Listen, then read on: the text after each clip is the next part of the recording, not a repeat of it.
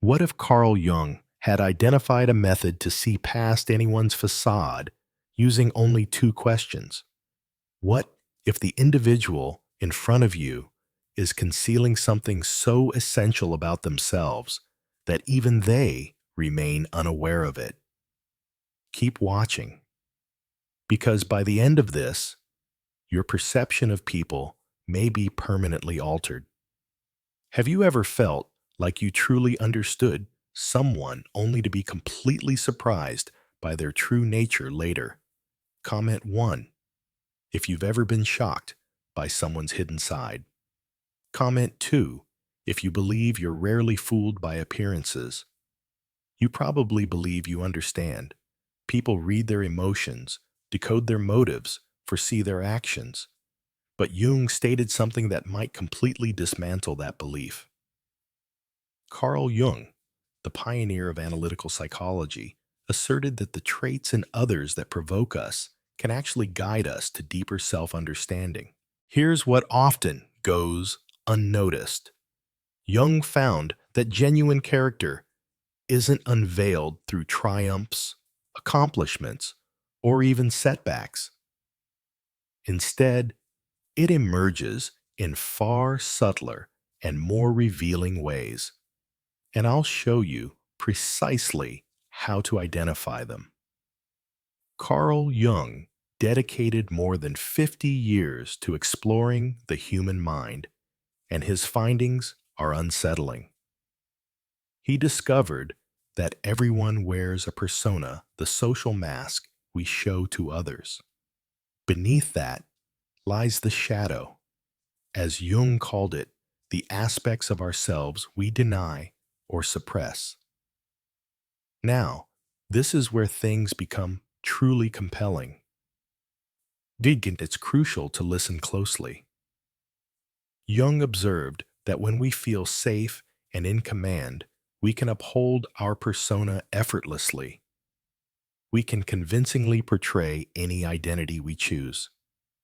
However, Jung identified two precise psychological situations where this mask inevitably falls. That's where his two key questions become relevant. These moments, he argued, expose more about a person's nature than prolonged observation, because they sidestep conscious filters and directly engage with what Jung called unconscious complexes that shape behavior. Before unveiling the questions, it's important to grasp a vital insight Jung had about human nature. He stated, "Until you make the unconscious conscious, it will direct your life, and you will call it fate." This idea is crucial to understanding why the questions are so effective. Jung found that personality consists of several layers: the persona, our external mask; the ego, our awareness, the personal unconscious; our suppressed memories, the shadow traits we reject; and the collective unconscious shared human patterns. Here's where it becomes even more intriguing, so stay with me. Jung noted that certain triggers cause us to bypass both the persona and ego, revealing what he termed the authentic self, the uncensored, genuine version of our identity. Jung pinpointed two psychological triggers that reliably cause this. The first involves projection, our unconscious tendency to attribute our own hidden qualities to others. When we judge others harshly, we may be exposing aspects of ourselves we haven't accepted.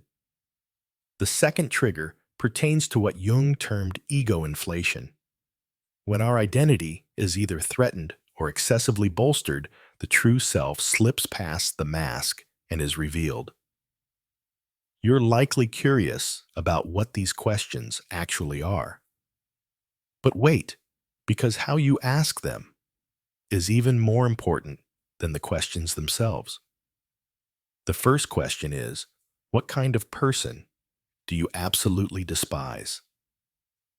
Pay close attention to how Jung would analyze this, because many people misunderstand its meaning.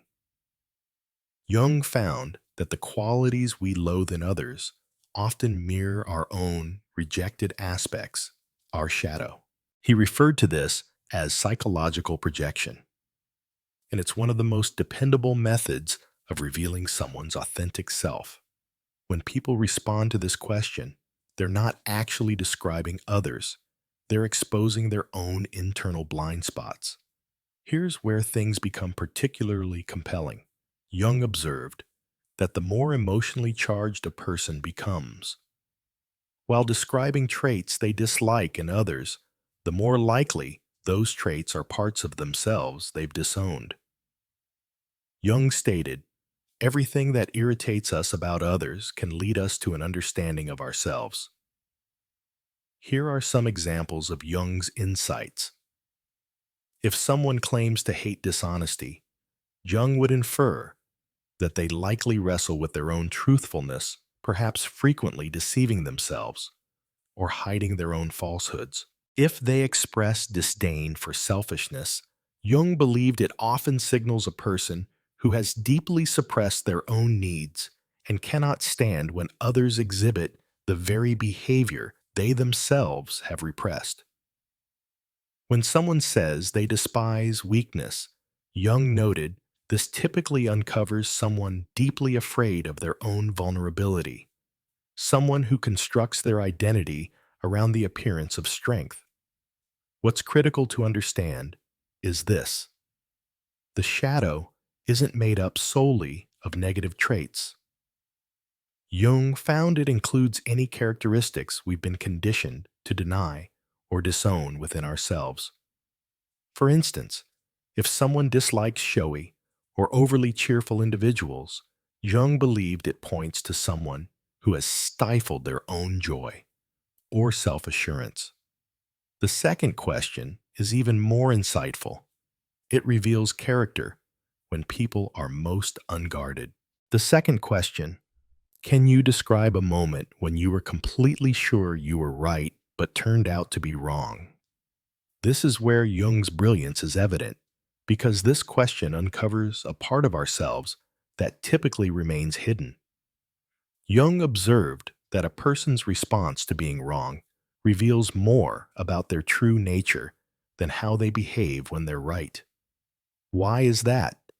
Because admitting error challenges what Jung referred to as the ego ideal, our self-image as capable and informed individuals.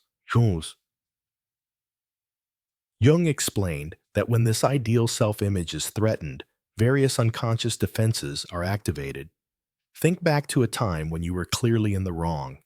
How did you react? Comment 1 if your first instinct is to explain and defend.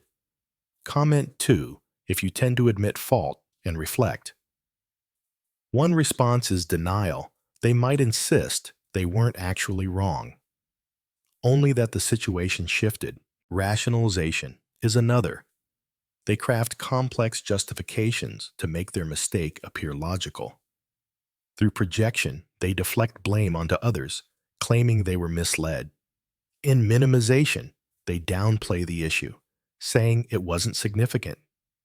Here's the mind-blowing part of Jung's findings. Those with the strongest character, according to him, avoid using these psychological defenses entirely. Instead, they practice what Jung termed holding the tension of opposites. They're capable of admitting they were wrong without their identity falling apart.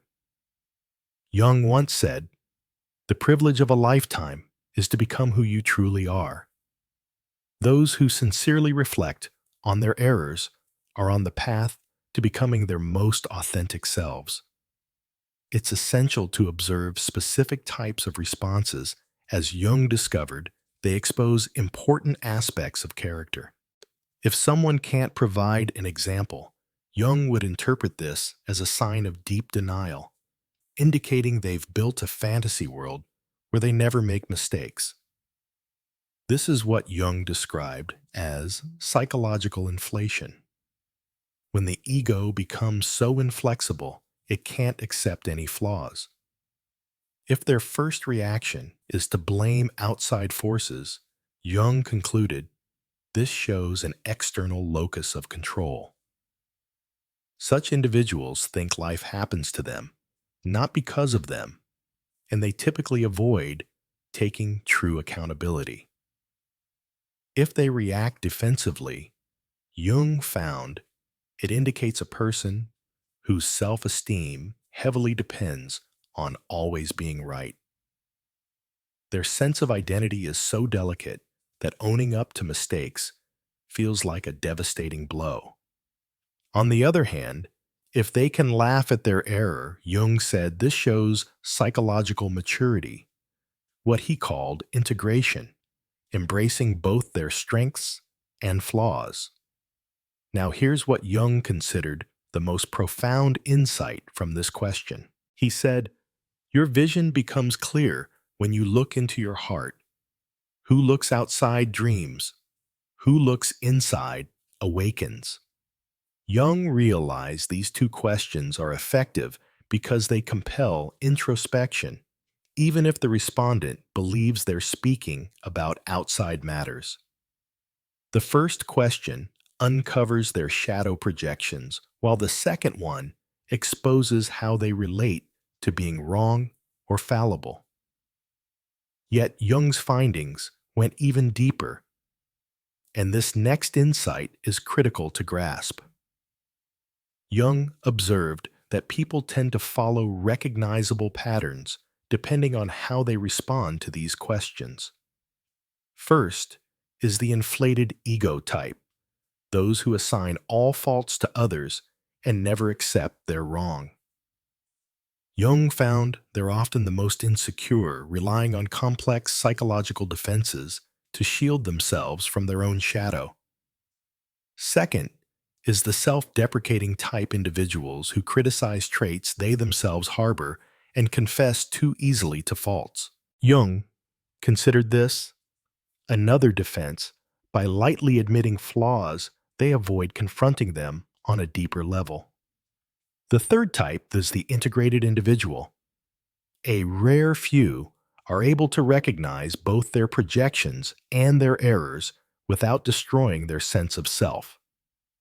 Jung described this integration as the essence of mental health. This is where Jung's insight becomes incredibly practical. He discovered that once a person's psychological pattern is understood, their behavior can be predicted with remarkable accuracy. The reason is simple. Jung observed that people are much more consistent than they seem. They simply display their core tendencies in different forms depending on the circumstances. Yet Jung uncovered something even more crucial, and it's worth paying close attention. He dedicated decades to studying what he termed the darker side of human nature, and in doing so, he identified clear warning signs that surface when these questions are posed. The first red flag, they project all negative traits onto particular groups. Jung noted that psychologically healthy individuals recognize flaws across all kinds of people. When someone constantly targets one group, whether a political party, gender, race, or profession, this signals what Jung described as a dangerous form of psychological splitting. Red flag 2. The belief that they have never been wrong about anything significant. Jung explained that this kind of denial reflects what he called psychological inflation, a perilous disconnection from reality that frequently comes before major personal crises. Red flag 3. A sudden change in their energy when they discuss what they despise. Jung found that abrupt shifts like this reveal the presence of a major shadow complex. The sharper the change, the more deeply repressed the hidden material is. Red flag 4. They aggressively redirect the questions back at you. Jung observed that individuals who instantly deflect in this way are usually concealing the most critical shadow material. But perhaps Jung's most profound insight was this. He stated, the meeting of two personalities is like the contact of two chemical substances. If there is any reaction, both are transformed. Jung realized that these questions do more than reveal character. They initiate change. This is because genuine self-reflection sparks what he described as individuation, the journey of becoming one's true self. This is why caution is necessary when applying this knowledge. Jung explained that once you recognize someone's shadow material, you face a choice. You can manipulate them, or you can strive to understand them on a deeper level. He warned that manipulation generates what he termed psychological poison, which harms both the manipulator and the one being manipulated. However, when these insights are used to foster genuine understanding, something remarkable occurs. Relationships grow more authentic, more truthful, and more real. Here is the discovery Jung made that changes how you perceive yourself. He recognized that these questions operate in two directions. When you pose them to others, you are inevitably compelled to face your own responses. In criticizing another's projections, you expose your own. In examining how someone else reacts to being wrong, you confront your personal relationship with fallibility. As Jung stated, everything that irritates us about others can lead us to an understanding of ourselves. This was not merely a clever remark. It was, in his view, the foundation of psychological growth. Jung also uncovered an even deeper truth about human nature. He argued that once these psychological patterns are understood, they can be applied across every part of life. First, in relationships, they allow you to see beyond the mask your partner presents and grasp their underlying patterns, which creates more genuine intimacy. Second, in business, they help reveal people's core motivations and blind spots. Jung observed that many workplace conflicts stem from unrecognized shadow projections. Third, in parenting, they guide you in teaching children self-awareness by modeling honest self-reflection. Children who acknowledge their shadow early tend to develop stronger psychological health. Fourth, in leadership, they enable you to build environments where people feel safe to be authentic. But as Jung stressed, authentic leadership begins with acknowledging your own shadow material. Yet, perhaps the most important lesson Jung uncovered concerns the use of psychological insights themselves. He emphasized that the most frightening task of all is to accept oneself fully. Jung noticed that those who grow adept at reading others often exploit this ability as a means of avoiding self-examination. They become psychological voyeurs, analyzing everyone else while remaining blind to their own unresolved patterns. Jung warned that this is the greatest danger of psychological knowledge. It can easily turn into another defense mechanism, a tool for evading authentic self-confrontation. Jung stated, "Your task is not to seek for love, but merely to seek and find all the barriers within yourself that you have built against it." He suggested the same principle applies to self-knowledge. The goal is not to analyze others, but to identify the inner barriers you've created that prevent you from truly knowing yourself. So here is my challenge to you. Jung dedicated decades to exploring the darkest recesses of the human mind, and what he uncovered was not comforting, orderly, or the polished version of self-knowledge most people would prefer. Instead, he found something far deeper and more disturbing, that every individual we meet serves as a mirror reflecting back to us the parts of ourselves we would rather deny. Yet Jung grasped a vital truth about human nature that many overlook. Before we can genuinely understand others, before we can interpret their motives, anticipate their actions, or assist in their growth, we must first direct that penetrating gaze inward. We must be ready to face the uncomfortable truths about ourselves that we spend much of our lives evading. This is why Jung insisted that before applying his most revealing psychological insights to others, we must first answer two deceptively simple questions about ourselves. The first mirror: what traits in people can we absolutely not tolerate? Consider it carefully. Who makes your skin crawl? Who sparks that instinctive surge of irritation or disgust? Is it the arrogant know-it-all who monopolizes every discussion? The passive-aggressive coworker who never speaks directly? The perpetual victim who blames everyone else for their misfortunes? Or the ruthlessly ambitious individual who tramples others to succeed? Whichever type of person you identified, Jung would point out something potentially unsettling. You have just exposed something essential about your own shadow, the parts of your personality that you have denied, suppressed, or refused to face. Jung's idea of the shadow was not about being evil or malicious, but about completeness. He believed every human carries the full range of potential, the capacity for kindness and cruelty, wisdom and foolishness, strength and weakness, selflessness and selfishness. However, as we shape our conscious identity, we inevitably reject certain qualities, forcing them into what Jung termed the shadow, the unconscious realm.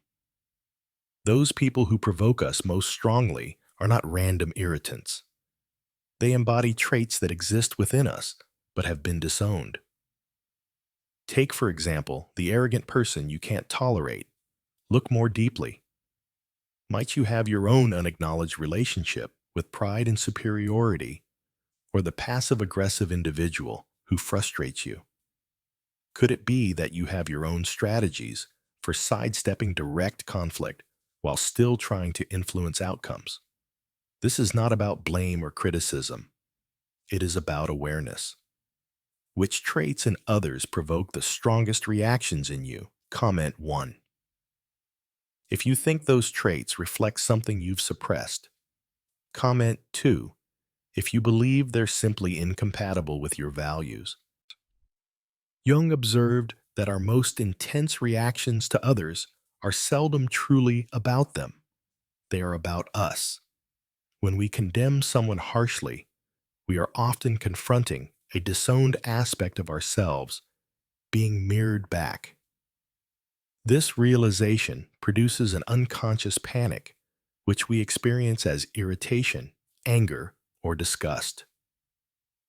The shadow is not our adversary. It is our teacher. It holds not only the negative traits we have rejected, but also positive qualities we have suppressed because they did not match our self-image or were not welcomed in our environment. The confident individual you resent may be reflecting your own unexpressed strength. The person whose emotional openness and intensity annoys you may be mirroring your own hidden capacity for deep feeling. The second mirror concerns our relationship with fallibility. Recall a time when you were utterly convinced you were correct, only to discover you were mistaken. This question goes even deeper than the first. It pushes us to reflect not merely on what we dislike in others, but on how we cope with one of the hardest realities of being human: the inevitability of being wrong. How do you react when you realize you were wrong? Do you deflect responsibility and justify yourself? Do you lash out at the person or the evidence that undermined your certainty? Do you collapse into shame and self-criticism? Do you stubbornly double down, insisting you were still right despite contrary proof, or do you stop? Reflect and sincerely explore what the experience of being wrong might teach you. Jung recognized that how we deal with being wrong reveals everything about our psychological maturity. The individual who cannot bear to be wrong is imprisoned by their own illusion, endlessly defending a false self that must appear flawless. The one who falls into shame when wrong is equally confined, unable to separate their sense of worth from their correctness. By contrast, the person who can tolerate being wrong, who examines their mistakes with curiosity rather than defensiveness, has accessed something profound. They have reached the humility Jung considered essential for authentic psychological growth. Such a person understands that certainty is often an illusion, that human perspectives are limited, and that being wrong is not a disaster, but simply information. When you are able to honestly reflect on a time you were wrong, you begin to see the psychological processes that generate certainty. You recognize how your ego fabricates stories to shield itself, how your mind picks evidence that supports your desired beliefs, and how your emotional attachment to being right can blind you to clear truths. Jung's insight was not merely theoretical. He found that we can only assist others in confronting their shadow once we have confronted our own. Likewise, only by examining our personal relationship with fallibility can we truly understand what others reveal when they respond to these questions. This is because projection functions in both directions. Just as we cast our rejected traits onto others, we also project our psychological processes outward. If you have not explored your own shadow, you will perceive shadows everywhere but within yourself. If you have not faced your own fallibility, you will misunderstand how others manage being wrong. The individual who has undertaken this inner work develops what Jung termed psychological mindedness, the capacity to look beyond surface behavior and perceive the underlying psychological forces. Such a person can discern when anger masks fear, when arrogance conceals insecurity, and when rigidity hides a deep fear of chaos. Even more importantly, they cultivate compassion. Once you have recognized your own ability to deceive yourself, to rationalize, or to defend the indefensible, you cease to be shocked or harshly judgmental when others act similarly. You begin to see such behaviors not as personal defects, but as universal human strategies for coping with psychological suffering. Jung's ultimate insight was not about mastering the art of reading others, but about mastering the art of reading oneself. When you truly grasp your own psychological terrain, when you have charted your shadow and accepted your fallibility, something extraordinary occurs. Other people cease to be so mysterious. You start to recognize that the colleague who irritates you is wrestling with the same inner conflicts you face, though expressed differently. The family member who exasperates you is protecting themselves against the same core fears you carry. The stranger whose actions seem baffling is simply using different strategies to satisfy the same fundamental human needs that you also share. This recognition does not excuse harmful actions, nor does it remove the necessity of boundaries. However, it shifts your relationship with others away from judgment and frustration, moving instead toward understanding and ultimately compassion. As Jung remarked, everything that irritates us about others can lead us to an understanding of ourselves. The real question is not whether these insights will change the way you view others, they inevitably will. The question is whether you are courageous enough to let them change the way you see yourself. Jung believed self-knowledge is the starting point for true transformation, but that path isn't easy. Comment 1 if you're committed to exploring your shadow. Comment 2 if you're just beginning to think about what might be hidden. For as Jung discovered through decades of study, true transformation begins there in the difficult but freeing work of fully knowing yourself, shadow included. Thank you for accompanying me through this exploration. If today's discussion offered you value, please remember to subscribe to the channel and share the video with anyone who might also benefit. And if you wish to support this work more directly, you can leave a super thanks below. It's a simple way to show appreciation, and it genuinely helps sustain the channel.